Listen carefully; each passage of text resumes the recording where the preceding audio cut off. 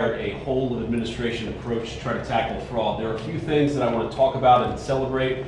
The first is that just since the beginning of the fraud task force that I started under the president's leadership and direction, we have identified $230 billion of fraud that's being perpetrated against the American people.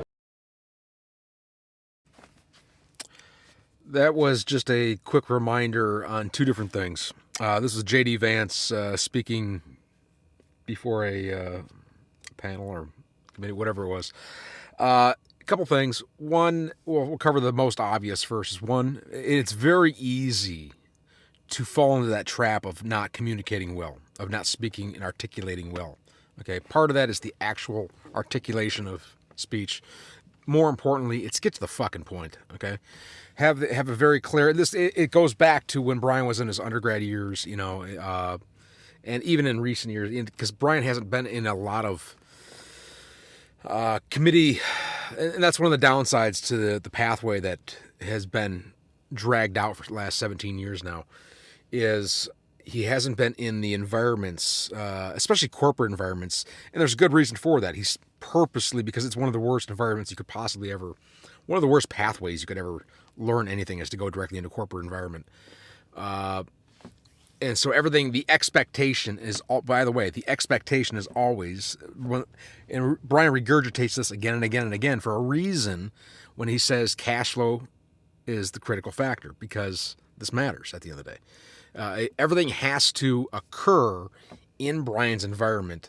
All mentors, all learning and training capacity, everything has to occur within a proprietary environment. I would call it a proprietary environment, more or less. Okay, but it's just a quick reminder. Okay, when it comes to speech and articulation, command presence, and just getting to the for all practical perspective, just getting to the fucking point. Okay, making sure that you're leading.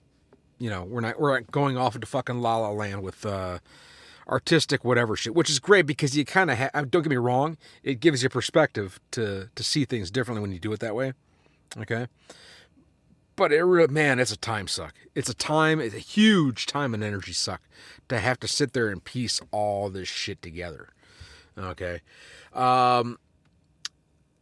so make sure that you're getting to the fucking point. Okay, try to keep it as short as possible. Okay, the expectation is that you're always, 60 seconds or less, which Peter Thomas, one of the admirable things about like Peter Thomas, the Canadian guy, he has this 60 second short clips or whatever. Get to the fucking point and keep it short. Okay. The second part of that is specifically the fraud aspect. This goes back to Richard Wishaw, Brian's father's era of things, and was regurgitated in the worst of ways during the Obama administration. Like super accelerated during the Obama administration, in which they clung to a shit narrative in which, and obviously it's still playing out to this day. Like literally, historically, it has still played, as of 2026, has still played out all these years. And that comes down to, and you're seeing it more in the last 5 years since COVID, 5-6 years since COVID, whatever, with the tech industry and things of that nature. But more or less, the point that Brian was getting at with regards to the trust funds and whatever else was that they cut Brian off. All of that crap goes all the way back to Brian's half-sisters. Brian has two half-sisters, and it goes all the way back to that. Well, the story behind that, before Richard Wishaw passed away, was that Richard was he wasn't a deadbeat father. He was paying child support, more or less. The problem is that Brian's biological mother was intercepting those checks to the half-sisters. Okay, so what they did during the Obama administration was rotten as fuck. I mean, even prior to it, just prior. So from 2006 to 2010, then accelerated from 2010 onwards, they took that whole scenario and flipped it.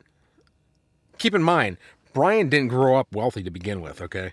They cherry picked all these story pieces from Brian's life and weaponized it and threw it in his fucking face. So that was one of them. That was one of the number one, if not the number one poisonous aspect of all of it. So with regards to the fraud aspect, there's another a last and final commentary. It's not to be pro-government about things, or as some people call it, pro-state, which is the laughable joke from a lot of other stuff. Anyways, it's not to be pro-government, but at the end of the day, with regards to very basic common sense, even Richard Wishaw, okay, and this is, by the way, that's one of the differentiating factors, and part of it is it's due to proxy party manipulation that was utilized against Brian's mother, okay, and both on both sides of his mother and father for that. They both had problems, but notably is that Richard Wishaw was a very pro long-term thinker, sort of. He was getting towards that. In other words, he didn't, even though he grew up, he was a blue collar, whatever, kind of worked his way up to white collar, quality control stuff. He was still, he did not want his son to struggle. Okay, that was nowhere near any close. Like I said, it was just weaponized shit that Brian dealt with all these years. Just rotten as fuck, too. And it, all for fraud shit at the end of the day, is what it comes down to, is what I'm getting at here. So, in terms of, and it should be common sense, okay, in terms of your youth, and it's not a governmental only thing. It's privatized side of things as well, where you're reinvesting into the youth, and for good reasons. Even Bill Gates and many others many years ago said the same thing. And it comes down to future leaders, future labor, etc., which we've had to outsource all this labor to. Cheaper labor, cheap. It's gonna come back to bite you in the ass one way or another. So if you don't get on it, okay. So that's 7 minutes. That's far greater. This is exactly what I'm talking about. This is way too long. Okay, way too long. We got to cut this shit down. Okay, but again, this is off the cuff, so I'm not. There's no script. That's part of my own problem. Okay, is that I'm not doing this off of I'm doing this just as is.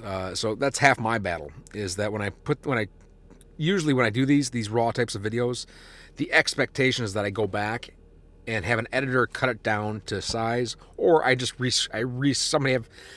back, rescript it, and then reshoot the video, etc.